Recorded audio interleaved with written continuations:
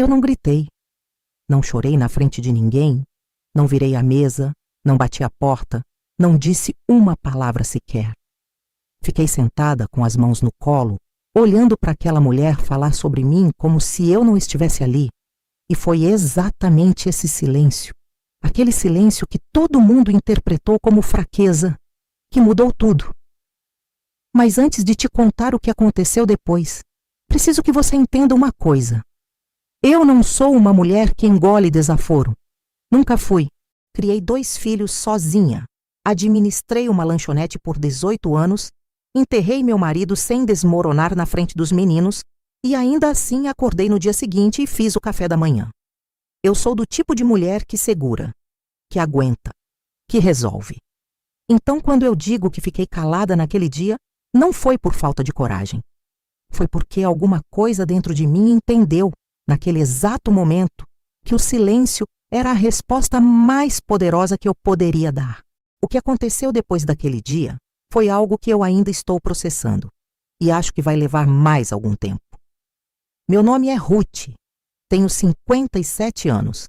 Nasci em Feira de Santana, na Bahia, mas vivo em Campinas há quase 30 anos. Vim para cá com o Cláudio, meu marido, que tinha conseguido um emprego numa metalúrgica. Chegamos sem nada. Uma mala cada um e uma fé absurda de que ia dar certo. Deu.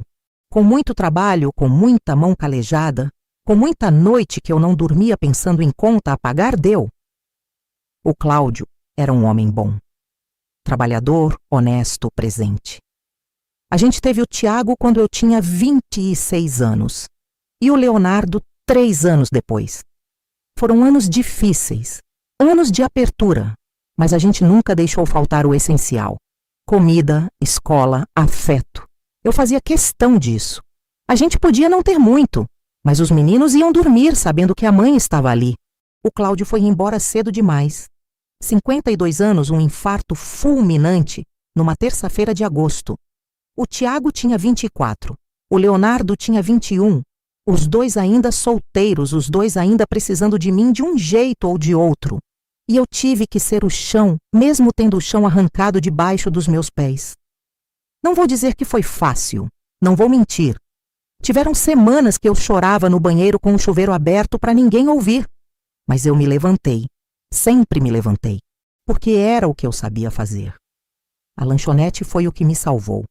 Eu já ajudava o Cláudio nos fins de semana, mas depois que ele foi embora, assumi tudo. Acordava às 5 da manhã, fechava às 3 da tarde, chegava em casa, cuidava dos meninos, pagava as contas, dormia. Repetia, durante anos, e fui construindo alguma estabilidade. Não ficamos ricos, mas ficamos bem. Os meninos estudaram, se formaram, saíram de casa, construíram as vidas deles, e eu fiquei orgulhosa, com todo o direito do mundo. O Tiago casou primeiro. Com a Fernanda, uma moça de São Paulo, filha de família com dinheiro, professora universitária, elegante, inteligente. No começo, eu gostei dela. Ela parecia me respeitar. Me chamava de Dona Ruth, perguntava da minha saúde, me mandava mensagem no aniversário. Era tudo certo. O Leonardo casou 2 anos depois com a Samara. Essa eu gostei de verdade desde o primeiro dia. A Samara é simples, direta, calorosa. Abraça de verdade. Rio Grande do Norte, interior, criação parecida com a minha. A gente se entendia naturalmente. Por um tempo, a vida tinha uma forma que eu conseguia reconhecer. Almoço de domingo na casa de um ou de outro, ligação durante a semana, netos chegando. O Tiago e a Fernanda tiveram 2 filhos, a Isabela e o Miguel. O Leonardo e a Samara tiveram a Luísa, que é a luz dos meus olhos. Mas as coisas foram mudando, devagar, do jeito que as coisas ruins costumam mudar, sem que você perceba, até que um dia você olha e não reconhece mais nada. O primeiro sinal veio numa coisa pequena, tão pequena que eu quase ignorei. Foi num almoço de aniversário do Miguel, o neto mais novo do Tiago. A Fernanda tinha organizado tudo em casa, uma festa bonita com decoração, bolo encomendado, convites mandados com antecedência. Eu cheguei pontualmente com um presente que eu tinha escolhido com cuidado. um livro de histórias ilustradas que eu sabia que o menino ia adorar, e um pijama confortável que eu mesma tinha comprado numa loja que a Samara tinha me indicado. Quando eu entrei, a Fernanda me recebeu na porta com um sorriso que, hoje eu sei, era de protocolo. Daqueles sorrisos que as pessoas praticam no espelho. Me deu um abraço rápido, me apontou onde ficavam as coisas e sumiu. Durante a festa, eu percebi que ela tinha me sentado numa mesa separada das outras mães e sogras. Não foi mal-educação explícita. Foi uma dessas coisas que acontecem de um jeito que você não consegue reclamar, porque parece acidente. Eu fiquei ali, com a minha limonada, olhando de longe enquanto ela circulava entre os convidados com uma desenvoltura que eu nunca tive. Na hora de cantar parabéns, eu me levantei para ficar perto do neto. A Fernanda gentilmente me redirecionou, com a mão no meu ombro e um sorriso nos lábios. Dona Ruth, fica aqui que a gente vê melhor. Aqui era atrás de todo mundo. Eu fiquei. Cantei de longe. Vi o Miguel assoprar a velhinha sem me ver e voltei para minha cadeira. Na hora de ir embora, o Tiago me abraçou com pressa. Ele sempre estava com pressa. E disse que adorou que eu tinha ido, como se a minha presença fosse um favor que eu estava fazendo a eles, e não um direito que eu tinha como avó. Eu fui embora com aquela sensação estranha. Aquela que você não consegue nomear direito, mas que fica grudada no peito, como uma roupa molhada que você não consegue tirar. Eu não falei nada pro Tiago. Achei que era besteira minha, que eu estava exagerando, que era assim mesmo, que a vida era corrida, que as pessoas tinham as prioridades delas. Eu me convenci de que estava inventando problema. E esse foi o meu primeiro erro, porque quando a gente fica calada sobre as coisas pequenas, as pessoas aprendem que podem fazer as coisas médias. E quando a gente fica calada sobre as coisas médias, elas aprendem que podem fazer as grandes. E foi exatamente isso que aconteceu. Pensa comigo, se você entra numa casa toda semana durante 2 anos, e toda semana bom, a dona da casa te trata com uma frieza educada que vai aumentando aos poucos, você vai percebendo, vai sentindo. Mas vai também encontrando explicações. Ela está estressada com o trabalho. Ela tem muita coisa na cabeça. Ela não é de demonstrar afeto, é do jeito dela. E você vai engolindo, vai se adaptando, vai se tornando menor para caber num espaço que foi sendo reduzido sem que você pedisse licença. Eu fui me tornando menor. Houve um domingo que o Tiago me chamou para almoçar. Cheguei com uma travessa de moqueca porque eu sabia que ele adorava. Quando entrei na cozinha para colocar a travessa na mesa, a Fernanda me olhou e disse, com aquele tom que parece educado, mas não é: "Ai, dona Ruth, a senhora devia ter avisado que ia trazer comida. A gente já tinha planejado o cardápio." Eu olhei para ela, segurei a travessa e ouvi meu próprio coração bater um pouco mais forte. "Me desculpe", eu disse. "Eu pensei que ia agradar. É que agora o Miguel tem restrição alimentar. A gente tem que tomar cuidado com o que entra em casa." O Miguel não tinha restrição alimentar nenhuma. Eu soube depois, pelo próprio Tiago, que ele tinha mencionado que o menino estava enjoando de peixe, mas não era alergia, não era restrição médica, era simplesmente que o menino estava enjoando. Como toda criança enjoa de alguma coisa, em algum momento. A moqueca ficou na geladeira. Eu comi o almoço que a Fernanda tinha preparado. Um frango sem graça, sem tempero, sem alma, e voltei para casa com a travessa ainda cheia. Naquela noite, eu comi a moqueca sozinha e chorei. Não por causa da comida, mas porque eu tinha feito aquela moqueca com amor, com cuidado, com a intenção de agradar meu filho e meus netos. E aquele amor tinha sido rejeitado, devolvido, como se ele não valesse nada. Eu ainda não tinha entendido o tamanho do que estava acontecendo. O que eu ainda não sabia era que aquilo tudo iria levar a um momento que ficaria marcado na minha memória para sempre. Um momento em que eu iria ouvir coisas que não se dizem para ninguém, muito menos para uma mãe. E que naquele momento, ao contrário de tudo que eu esperava de mim mesma, eu iria ficar completamente em silêncio. E que esse silêncio iria mudar o rumo de tudo. mas ainda faltava tempo para chegar lá. A situação foi se desenvolvendo aos poucos, com aquela crueldade lenta que é quase pior do que a crueldade rápida, porque a crueldade rápida você consegue nomear, consegue dizer: isso aconteceu, isso foi errado, isso me machucou. A crueldade lenta você vai duvidando da sua própria percepção. Você pensa: será que estou sendo sensível demais? Será que estou inventando? Será que o problema sou eu? Eu passei muito tempo achando que o problema era eu. O Leonardo percebia alguma coisa. A Samara percebia mais ainda. A Samara uma vez me olhou e disse, numa tarde em que as duas estávamos na cozinha da casa dela, descascando inhame: "Mãe, você tá bem? Você parece diferente nas últimas semanas." Eu sorri. O sorriso automático que a gente aprende quando não quer preocupar ninguém. "Estou bem, minha filha. Só cansada." Ela me olhou por um segundo a mais do que o necessário. Do jeito que as pessoas que te conhecem de verdade olham quando não acreditam no que você disse, mas respeitam demais para insistir. "Mãe, se um dia quiser conversar sobre qualquer coisa, eu estou aqui. Sabe disso, né?" "Sei", eu disse, "e sei mesmo. A Samara é desse tipo." Mas eu não conversei, não naquela tarde, porque colocar em palavras aquele desconforto ainda me parecia um exagero. Parecia que eu ia abrir a boca e parecer aquela sogra difícil, ciumenta, que não aceita que o filho cresceu e construiu vida própria. E eu tinha pavor de parecer isso, porque não era isso que eu era. Eu sabia disso. O problema é que eu não tinha certeza se mais alguém sabia. O segundo episódio que ficou marcado na minha cabeça aconteceu no Natal daquele ano. Nós sempre passávamos o Natal juntos. Era uma tradição desde que os meninos eram pequenos. Quando eles casaram, a gente foi adaptando. Um ano na casa de um, outro ano na casa do outro, às vezes na minha.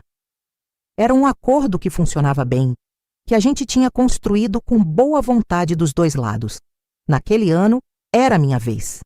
Eu tinha me planejado desde outubro. Arrumei a casa, comprei os enfeites novos porque os velhos estavam desgastados.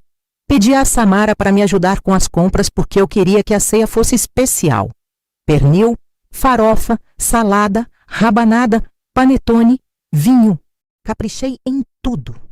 Uma semana antes do Natal, o Tiago me ligou. "Mãe, a gente não vai poder ir esse ano." Eu segurei o telefone mais forte. "O que aconteceu?" "É que a família da Fernanda vai vir de São Paulo. Os pais dela, a irmã, o marido da irmã. É muita gente. A gente vai receber todo mundo aqui." Eu fiz uma pausa. Calculei. Processei. "Mas nós já tínhamos combinado, Tiago. Faz 2 anos que vocês passam o Natal com a família dela." "É, mãe, mas é complicado. São muitos. E a logística de vir até você e depois ir para lá fica difícil." "Eu posso ir até vocês?" Silêncio do outro lado. "Deixa eu falar com a Fernanda e te ligo de volta."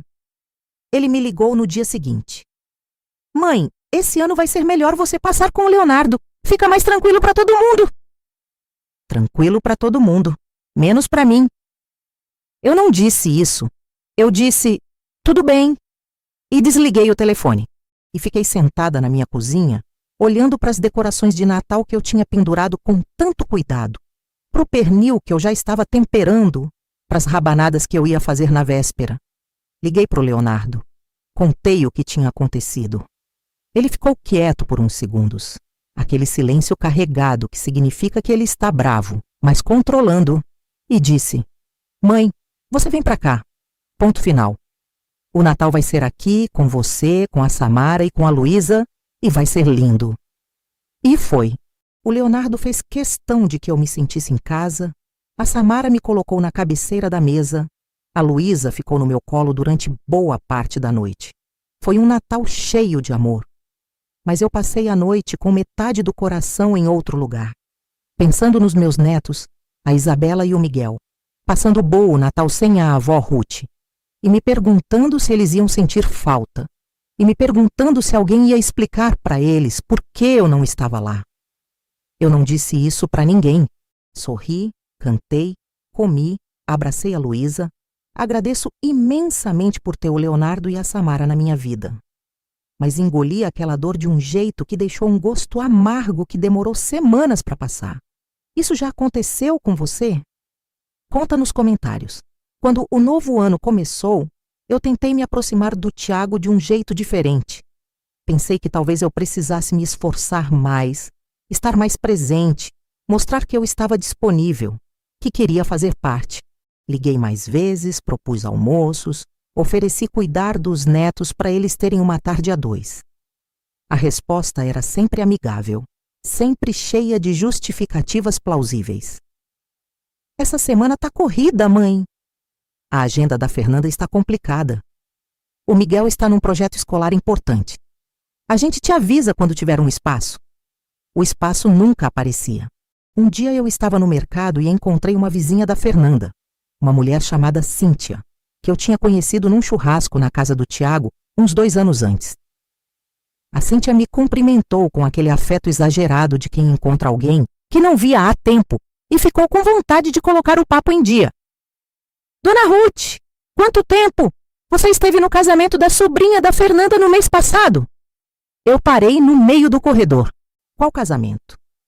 A Cíntia percebeu na hora que tinha dito algo que não deveria. O rosto dela mudou. Deu para ver que ela estava se arrependendo de ter aberto a boca. Ai, eu achei que deve ter tido alguma confusão com o convite. São tantas pessoas nessas festas? Com certeza, eu disse sorrindo com os lábios, só com os lábios. Houve um casamento da sobrinha da Fernanda. Uma festa grande numa chácara fora de Campinas. O Tiago foi. Os netos foram. E eu não fui convidada. Não fui convidada e nem avisada. Nem o Tiago me disse nada. Eu não tinha como saber se a decisão foi da Fernanda, se foi uma omissão, se foi uma exclusão consciente. Mas o resultado era o mesmo.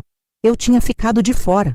Cheguei em casa, coloquei as compras na bancada da cozinha, sentei numa cadeira e fiquei parada por um longo tempo, sem chorar, sem ligar para ninguém, só sentada deixando aquilo assentar. Depois disso, alguma coisa em mim começou a mudar. Ainda não era a transformação completa, mas era o início de uma faísca. Como quando você está segurando um papel perto de uma chama e ele ainda não pegou fogo, mas você já sente o calor. Eu comecei a observar com olhos diferentes, a parar de fazer suposições generosas, a parar de construir justificativas do lado de fora. E o que eu via quando eu parava de me proteger da verdade era uma mulher, eu, que estava sendo metodicamente excluída da vida do filho mais velho.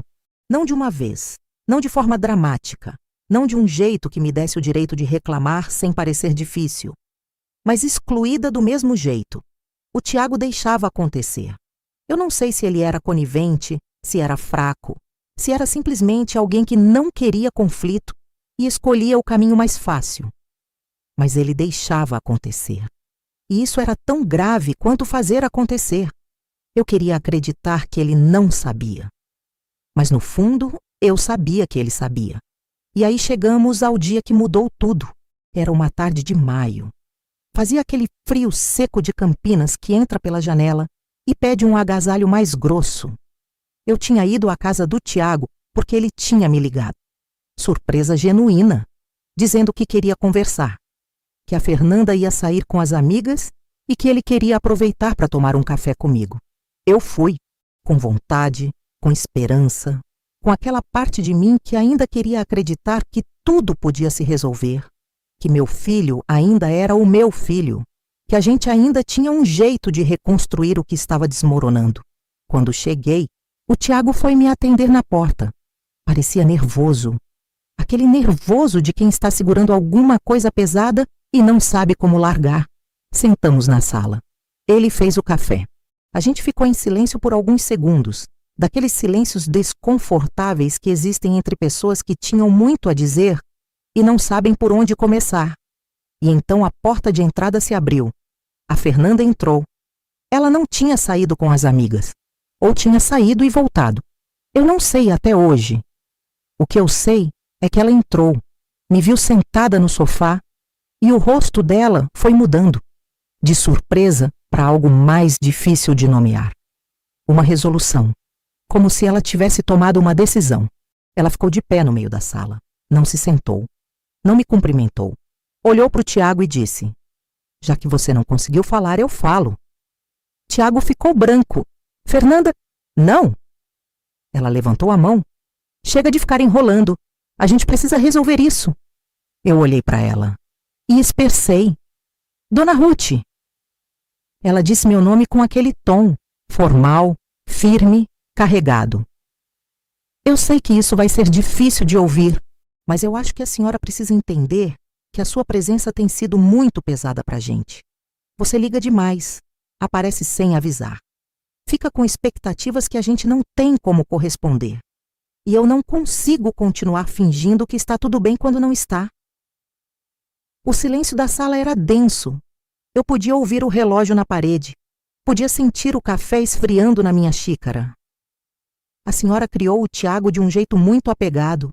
E eu entendo que foi difícil, que a senhora ficou viúva cedo, que foi tudo muito complicado.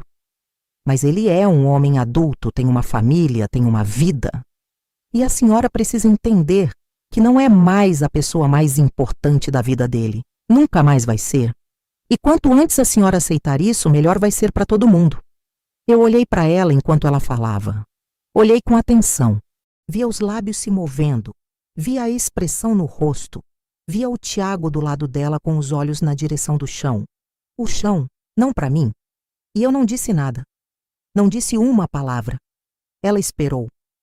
Acho que ela esperava que eu chorasse, que eu pedisse desculpa, que eu discutisse, que eu fizesse alguma coisa que ela pudesse usar como prova de que eu era exatamente o que ela estava descrevendo. Eu não dei isso para ela. Eu peguei a minha bolsa que estava ao lado do sofá.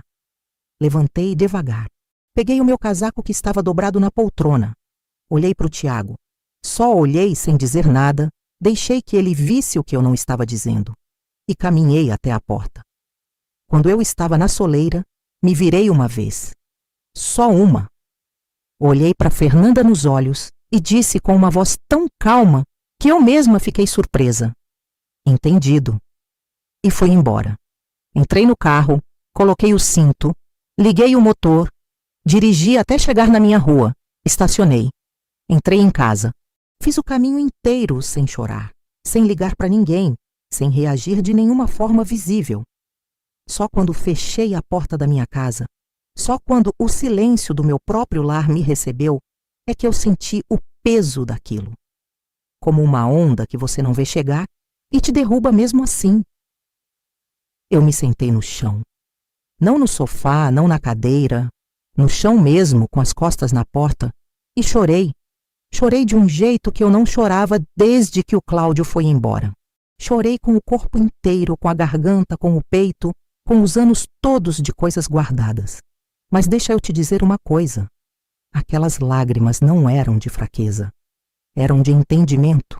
Era o meu corpo processando uma verdade, que a minha cabeça já sabia, mas que o meu coração ainda estava recusando. Eu tinha sido humilhada, dentro da casa do meu filho, na frente dele, por uma mulher que havia decidido em algum momento que eu não sabia precisar, que eu era um problema a ser resolvido. E o meu filho tinha ficado de pé ao lado dela com os olhos no chão. Se essa história está te tocando, deixa o like e compartilha com alguém que precisa ouvir isso. Naquela noite, eu não dormi. Fiquei acordada olhando para o teto, deixando os pensamentos virem e irem, sem tentar organizá-los, sem tentar resolver nada. Só deixando. Às vezes a gente precisa só deixar, sabe? Deixar a dor existir sem tentar consertá-la imediatamente. Porque quando você tenta consertar cedo demais, você acaba costurando por cima de uma ferida que ainda não estava limpa. E aí ela infecciona por dentro. No dia seguinte, o Tiago me ligou. Eu vi o nome dele aparecer na tela do celular. Olhei por uns 3, 4 toques e deixei cair na caixa postal. Não foi raiva, foi escolha. Havia uma diferença enorme entre as duas coisas, e eu precisava que eu mesma entendesse essa diferença. Raiva é quente, é impulsiva, faz você fazer coisas das quais vai se arrepender. Escolha é fria, é consciente, é feita de clareza. E eu estava precisando de clareza mais do que de qualquer outra coisa naquele momento. Ele mandou mensagem: Mãe, preciso conversar com você. Me liga quando puder. Eu li. Não respondi. Ele mandou outra no dia seguinte: Mãe, eu sei que você está com raiva. É justo. Me dá uma chance de explicar. Eu li. Não respondi. A Samara percebeu que alguma coisa tinha acontecido sem que eu dissesse nada. Ela me conhece bem o suficiente para ler nas entrelinhas. Numa tarde daquela semana, ela apareceu na minha casa com um pedaço de bolo de fubá que ela tinha feito e com aquele jeito dela, sem pressão, sem perguntas, só presença. Ela ficou comigo 2 horas. A gente tomou café, comeu o bolo, falou de coisas sem importância. E quando ela foi embora, me abraçou na porta por um tempo maior que o normal e disse no meu ouvido: Você é forte, mãe, e você não é obrigada a engolir nada. Eu não contei o que tinha acontecido, mas ela sabia. E saber que ela sabia foi suficiente para me dar um tipo de força que eu não sabia que precisava. Nos dias que se seguiram, eu fiz alguma coisa que nunca tinha feito antes na minha vida. Eu cuidei de mim com intenção, com deliberação. Não porque estava tentando mostrar nada para ninguém, não porque estava querendo provocar, mas porque eu entendi que era isso que eu precisava. Fui ao cabeleireiro, coisa que eu sempre adiava por falta de tempo, ou de dinheiro, ou de vontade. Cortei o cabelo num comprimento que eu sempre quis, mas nunca tinha tido coragem. Fui a uma exposição de arte no centro que eu tinha visto anunciada e que nunca tinha ido porque sempre tinha algo mais urgente. Liguei para minha amiga Neuza, que eu não via pessoalmente há meses, e marcamos um almoço numa sexta-feira. Essas coisas parecem pequenas. Eu sei que parecem, mas para mim, naquele momento, eram monumentais. Eram a diferença entre continuar sendo uma mulher que existia em função dos outros e começar a ser uma mulher que existia. A Neuza me olhou no almoço com aquele olhar. Ruth, o que aconteceu? Você parece diferente. Diferente como? Ela pensou. Mais presente? Como se você tivesse voltado de um lugar distante. Eu ri. Porque era exatamente assim que eu me sentia. 3 semanas depois do que tinha acontecido na casa do Tiago, eu tomei uma decisão. Não ia ligar para ele, não ia ligar para Fernanda, não ia aparecer na casa deles, não ia mandar presente para ninguém, não ia me colocar em nenhuma situação onde eu precisasse pedir para ser tratada com dignidade, porque dignidade não se pede, se estabelece. E se a pessoa não a oferece espontaneamente, você se retira do espaço onde ela está sendo negada. Isso parece simples quando você diz em voz alta, mas não é. Porque significa abrir mão da ilusão. Significa admitir que a relação que você esperava ter com seu filho não é a relação que você tem. Significa deixar de fingir que está tudo bem quando não está. E isso dói de um jeito que vai fundo. Mas é um tipo de dor diferente. É a dor do crescimento, não a dor da submissão. É a dor de quem está se libertando, não de quem está sendo aprisionada. Eu me retirei. Sem drama, sem comunicado, sem discurso. Simplesmente parei de me oferecer. Parei de ligar, parei de aparecer, parei de propor encontros, parei de mandar mensagem nos aniversários com aquela antecedência ansiosa de quem tem medo de ser esquecida. E esperei para ver o que acontecia. No começo, nada. Silêncio do lado de lá também. O Tiago mandou mais 2 ou 3 mensagens, recebeu meus monossílabos educados em resposta e parou. A Fernanda não entrou em contato nenhuma vez. Não sei o que isso diz sobre ela. Talvez diga tudo. Mas aí chegou o aniversário do Miguel. O Miguel ia fazer 6 anos. Eu sempre tinha ido aos aniversários dos netos. Era uma coisa sagrada para mim. Comprava presente, chegava na hora certa, ficava até o fim, ajudava a arrumar. Era avó de verdade, de presença, de ação. Naquele ano eu não fui. Mandei uma mensagem para o Tiago 2 dias antes. Tiago, não vou conseguir ir ao aniversário do Miguel. Manda um beijo nele da vovó Ruth. Ele me ligou 10 minutos depois. Mãe, o que está acontecendo? Você nunca faltou ao aniversário dele. Eu sei, mas esse ano não vou conseguir. Por quê? O que aconteceu? Nada de urgente. Só não vou conseguir. Silêncio. Mãe, você está com raiva de mim? Eu precisei de um segundo para pensar na resposta certa. Não a resposta que ia abrir uma briga, não a resposta que ia ceder, mas a resposta verdadeira. Não estou com raiva, Tiago. Estou com clareza. São coisas diferentes. Mãe, manda um beijo pro Miguel. Comprei um presente, vou deixar aqui em casa caso você queira buscar. E desliguei. O presente ficou na minha casa por 4 dias. No 5º dia, o Tiago apareceu para buscar. Sozinho, sem a Fernanda, sem as crianças. Eu atendi a porta, peguei o embrulho que estava na entrada, dei para ele e disse: espero que ele goste. O Tiago ficou me olhando por um segundo com uma expressão que eu não consegui decifrar completamente. Era uma mistura de coisas. Constrangimento, tristeza, talvez o início de alguma coisa que ele ainda não sabia nomear. Mãe, você não vai me convidar para entrar? Hoje não, Tiago. Estou ocupada. Não era verdade, mas era necessário. Ele foi embora com o presente e com aquela expressão. E eu fechei a porta e fui terminar de assistir a um filme que eu tinha começado na tarde anterior e que eu estava adorando. Deixa eu te dizer uma coisa que eu aprendi naquele período. Quando você para de se dobrar, as pessoas percebem. Às vezes elas percebem e crescem. Às vezes percebem e se afastam. Mas o que nunca acontece é elas não perceberem. O Tiago percebeu. Nas semanas seguintes, ele tentou se aproximar de jeitos diferentes. Mandou mensagens mais longas, ligou em horários que ele sabia que eu estava em casa, tentou marcar encontros com mais cuidado. E eu respondia. Não me fechei completamente, mas respondia do meu lugar, com os meus termos, sem correr, sem ansiedade, sem me colocar numa posição de quem está pedindo migalhas. A Fernanda continuou sem entrar em contato. Isso me dizia muito. O que aconteceu depois foi algo que eu não esperava. Ou talvez esperasse lá no fundo, mas tinha medo de acreditar que podia acontecer. Numa tarde de julho, o Tiago me ligou e pediu para conversar. Não de passagem, não de afogadilho, conversar de verdade. Pediu para vir até a minha casa, disse que queria falar comigo sem pressa. Eu disse que podia vir. Ele chegou numa tarde nublada, daquelas tardes frias de inverno que pedem chá e conversa. Eu já tinha o chá pronto. Ele entrou, ficou parado por um segundo olhando para a sala, como se estivesse olhando para o espaço com outros olhos, e foi sentar no sofá.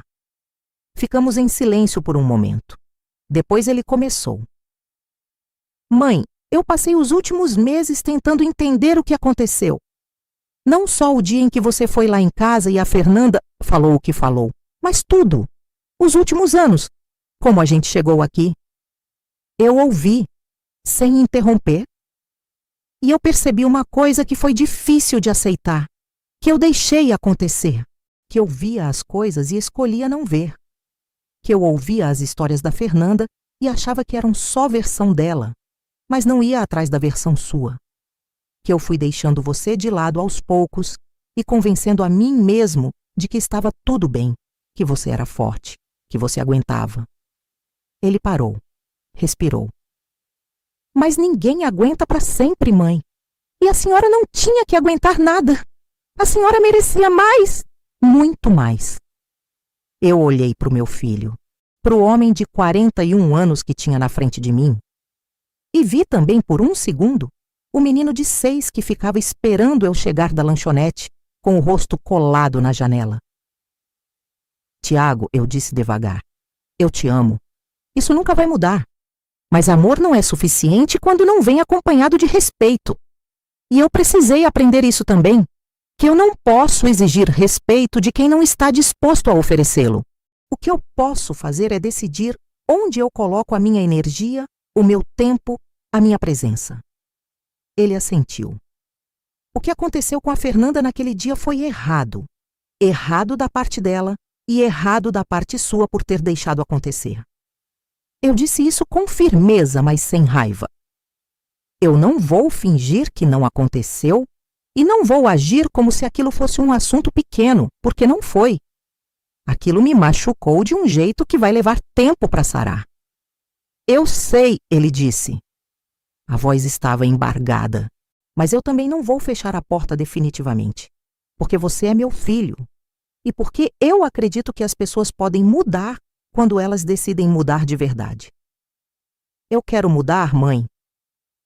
Então mostra, não com palavras, com ações, com presença, com consistência. Isso não vai se resolver numa tarde de chá, Tiago. Vai levar tempo e vai exigir trabalho. Ele ficou quieto por um momento. Depois disse: E a Fernanda? Eu pensei antes de responder. Isso é uma conversa que você precisa ter com ela. O que acontece entre vocês é responsabilidade de vocês dois. Mas o que acontece entre você e eu é responsabilidade sua também. E eu preciso que você assuma isso. Ele assentiu de novo. E pela primeira vez em muito tempo, eu vi no rosto do meu filho algo que eu estava com saudade de ver. Responsabilidade, não resolução, não solução completa, não o fim do problema, mas o início de uma disposição de encarar a verdade. Era o suficiente para começar. Nos meses seguintes, as coisas foram se movendo devagar. O Tiago passou a me ligar com mais regularidade. Não toda semana, não de forma perfeita. Houve recaídas, houve semanas em que ele sumia de novo. Mas quando sumia, eu não entrava em pânico. Não ficava esperando, não mandava mensagem ansiosa. Não ajustava o meu mundo ao redor do silêncio dele. Eu tinha a minha vida. Eu tinha a Neuza, tinha a dona Célia, uma vizinha que eu tinha redescoberto naquele período e que virou uma companhia valiosa. Tinha a lanchonete, tinha os meus projetos, tinha a Samara e o Leonardo e a Luísa, que continuaram sendo o porto seguro de sempre. A Fernanda nunca me pediu desculpa. Não sei se vai pedir algum dia. Aprendi que esperar desculpa de quem não entende que errou é gastar energia em lugar vazio. O que importava era o que eu fazia com aquilo. E o que eu fiz foi decidir que eu não ia permitir que a ausência de um pedido de desculpa me mantivesse presa à dor. Houve um domingo, uns 4 meses depois da conversa com o Tiago, em que ele me ligou e perguntou se eu queria ir almoçar na casa dele. Disse que ia ser um almoço simples, só ele, a Fernanda e as crianças, e que ele queria que eu fosse. Eu fiz uma pausa antes de responder. A Fernanda sabe que você está me convidando? Sim, foi ela que sugeriu. Aquilo me surpreendeu. Não vou mentir. Fui. Com cautela, mas fui. A Fernanda me recebeu na porta com uma expressão que não era calorosa, mas também não era a mesma de antes.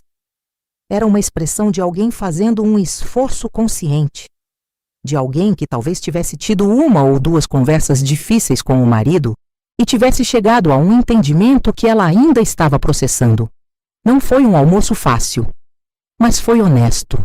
A Isabela ficou pendurada em mim durante boa parte da tarde. As crianças têm esse instinto de afeto que os adultos perdem com o tempo. O Miguel me mostrou um desenho que tinha feito na escola.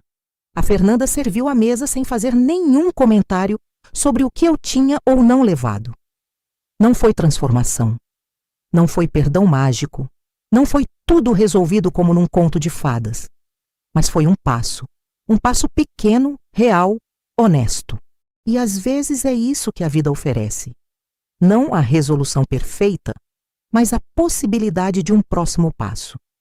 Se essa história tocou seu coração, compartilha para que mais pessoas aprendam. Hoje eu tenho 57 anos e olho para trás com uma clareza que eu não tinha antes. Aprendi que silêncio não é fraqueza. Aprendi que às vezes a resposta mais poderosa que você pode dar é não dar resposta nenhuma. É simplesmente se retirar, se recolher e deixar que o seu comportamento ao longo do tempo diga o que as palavras nunca conseguiriam. Aprendi que amor materno não é sinônimo de sacrifício ilimitado, que você pode amar seu filho com tudo que você tem e ainda assim exigir ser tratada com respeito. que uma coisa não anula a outra. Na verdade, quando você exige respeito, você está ensinando seu filho algo importante. Está mostrando para ele que as pessoas que ele ama têm limites, que essas pessoas existem fora da função que exercem na vida dele, que a mãe é também uma mulher. Aprendi que reconstituir uma relação que foi danificada leva tempo, exige consistência e não acontece num dia. Que a pressa de resolver tudo de uma vez é uma armadilha. Que o processo de cura tem o ritmo próprio. E quando você tenta apressar, você atrapalha. Aprendi que eu sou capaz de ficar sozinha sem me desintegrar. Que eu tenho recursos internos que eu não conhecia, amizades que eu não tinha valorizado, uma vida inteira que estava esperando por mim enquanto eu ficava olhando na direção errada. Aprendi que dignidade é uma escolha que se faz todos os dias. Não uma vez, não num gesto grandioso, mas todo dia, em cada situação pequena. Cada vez que você escolhe não pedir desculpa pelo seu espaço. Cada vez que você fala não sem explicar porquê. Cada vez que você sai de um lugar onde não é bem-vinda sem drama e sem culpa. Aprendi que a justiça emocional raramente tem a forma que a gente imagina. Ela não vem como uma cena de confronto, não vem como uma redenção pública, não vem como a pessoa te pedindo desculpa enquanto chora no chão. Ela vem devagar, de forma incompleta, às vezes apenas como um entendimento interno de que você fez a coisa certa, independente do que os outros façam. E aprendi, principalmente, que a minha história não acabou naquele dia em que fiquei sentada no sofá ouvindo uma mulher me dizer que eu era pesada demais, que eu amava demais, que eu existia demais. Não acabou quando saí pela porta com as costas eretas e a voz firme. Não acabou quando chorei no chão da minha cozinha. Não acabou quando fui ao cabeleireiro ou quando fui à exposição de arte ou quando tomei café com a Neuza. A minha história continua. Ela continua toda manhã quando eu acordo e escolho em que direção eu vou. Toda tarde quando decido o que vale o meu tempo e o que não vale. Toda noite quando deito sem precisar implorar amor de ninguém, porque o amor que eu tenho por mim mesma já é suficiente para me manter inteira. Não sei o que o futuro reserva com o Tiago. Não sei se a Fernanda vai mudar de verdade ou se o esforço dela é passageiro. Não sei se vou um dia ter uma relação com ela em que se pareça com afeto genuíno. Talvez sim, talvez não. E eu aprendi a viver com esse não saber. Mas sei de uma coisa. Nunca mais vou a um lugar onde eu precise diminuir o meu tamanho para caber. Nunca mais vou aceitar que o meu amor seja tratado como fardo. Nunca mais vou ficar esperando que alguém me dê permissão para existir. Porque naquele dia, quando fiquei calada, eu não estava sendo fraca. Eu estava entendendo, estava processando, estava, sem saber ainda, me preparando para mudar tudo. E foi exatamente isso que aconteceu. Comenta de que cidade você está assistindo e se quiser mais histórias assim, se inscreve no canal e ativa o sininho.